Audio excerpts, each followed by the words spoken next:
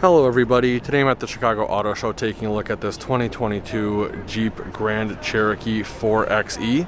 This also has the Trailhawk package. So most notably with the 4xE, it is going to be the electric hybrid style vehicle. I know Jeep and Ram and Dodge for that matter are all trying to bring in more electrified vehicles to the fleets. This is definitely a step in the right direction if that's what you're looking for. I do love the 4xE kind of brand or moniker, if you will. I love the powder coated blue tow recovery hooks. I love the blue graphics packages and the blue interior accents. It's very, very cool. Starting off up front, obviously, I already went over it. You are going to get blue powder coated tow recovery hooks, black LED headlight bezels, and I love that amber daytime running light. That just looks so sweet. Full LED fog light, front parking sensors with cross path detection. This guy's got the front facing camera. With the 4xE, you also get the gray and blue accents throughout. You have your Trailhawk graphics package on the hood. Coming around to the wheel and tire setup, looks like we have some Goodyear Territory ATs, and those are a 265/60R18. Black plastic fender flares that transition into a rocker panel guard. We also have rock sliders, being the Trailhawk. Your 4xE charging port is going to be right there. You also have the trail rated 4x4 badge. Black mirror caps, and your mirror mounted cameras are going to be right there.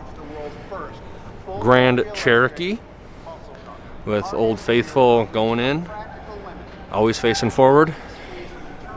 Blind spot monitoring. This is a very, very sweet looking SUV. Right here we have your fuel fill port. It is lockable, that's why I can't open it, obviously. LED tail lights, your 4xE badge, as well as a single blue powder coated tow recovery hook. Parking sensors integrated into the upper portion of the bumper. Trailhawk badge. Jeep logo, as well as your backup camera.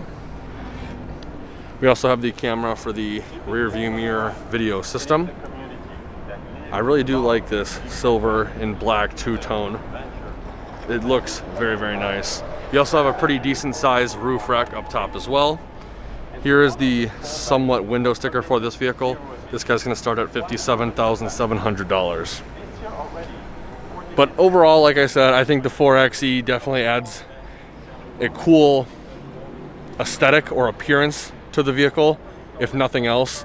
If you're all for the battery operated vehicles or hybrids or whatever, I mean, may not 100% be the best call unless you have your heart set on getting a Jeep.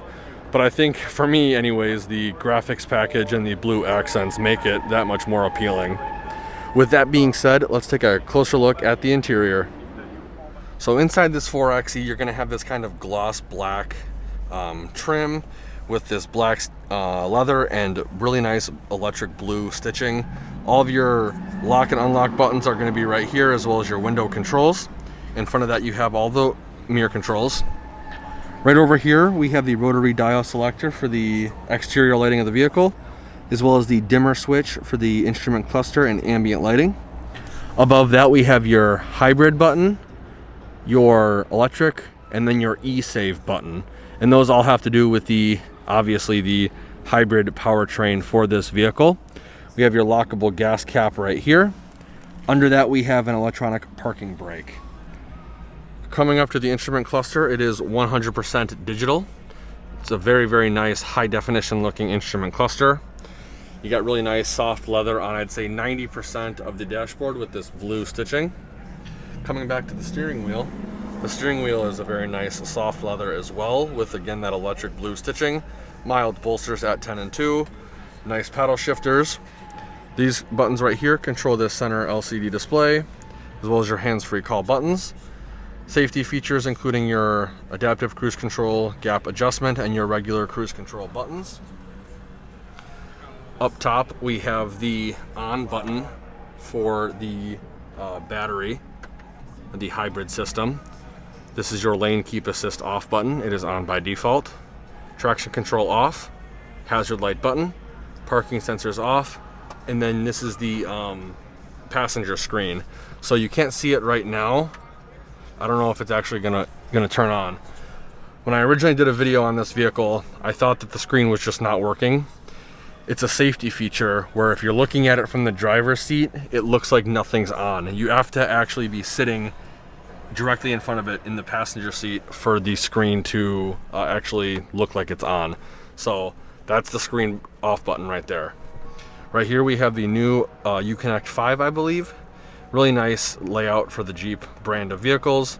Very responsive, wireless CarPlay, wireless Android Auto, navigation. Being a Jeep, you are going to have your off-road stuff, and also being an electric vehicle, you're going to have all of your electric vehicle information right here as well.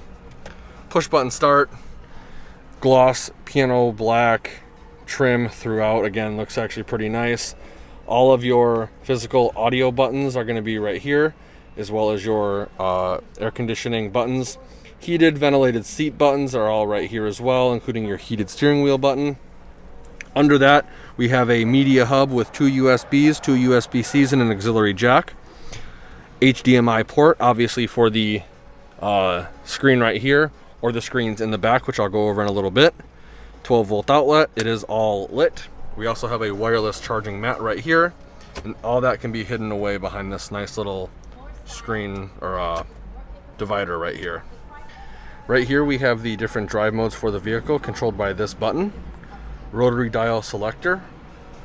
Air suspension controlled by this little lever right there. Your 4-wheel low transfer case button. This, I believe, is your off-road cruise control. And then your sway bar disconnect button. Ambient lit cup holders. Tiered center storage compartment that is LED lit and has a USB and USB Type-C. Really nice Trailhawk badge on the seat with the nice blue stitching, and it's a mix, I think, between leather and suede or Alcantara. I always get them confused, I'm sorry. A felt lined LED lit glove box. Coming up top to the vanity, it is LED lit for passenger as well as your driver. The driver vanity also has a 3-door universal garage remote. All of your LED dome map light controls are right here. The controls for the twin pane sunroof are all going to be right here as well. We've got your glasses storage, trunk button, and then your very common at this point rear view mirror camera system, which as you can see is working right now. Pretty cool. You can control the brightness, you can control how high or how low the video is being taken, or how left or how right.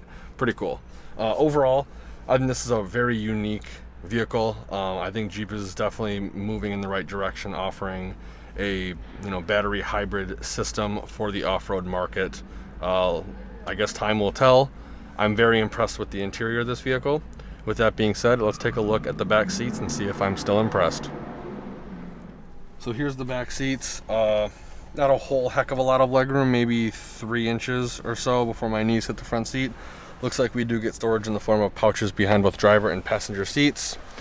Media hub down here with 2 USBs, 2 USB-Cs, and it looks like a 115 volt 400 watt power outlet, as well as your heated chair button. The cool thing about this guy is you got screens in the back of the seats with a headphone jack, a USB Type-C, and an HDMI plug. So in theory, if you really wanted to, you could probably get it to where there's some sort of Xbox or PlayStation plugged up there, and an Xbox or a PlayStation plugged back in here. And as you can see, this guy you can get Wi-Fi on this guy. So in theory, you could be gaming with your buddy while you got someone driving you down the road. So pretty cool.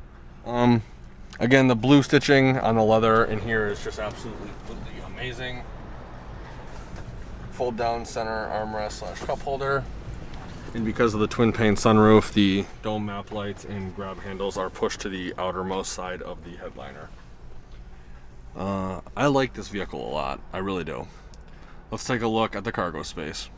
So in order to open the liftgate on this vehicle, if you don't have the key fob on you and you don't want to use the button on the headliner, You can actually come to the right of the P in Jeep underneath, push the button, it'll beep at you and then it'll open up.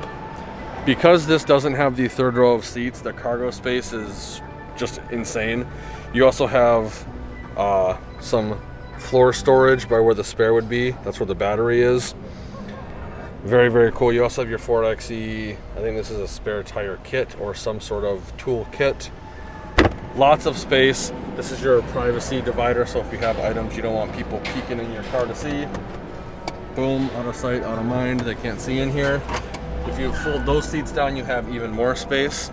It looks like you are also going to get a 12-volt outlet right here as well. Once you're done doing your business back here, you can push the button. It'll beep at you a couple times, and then it will close for you.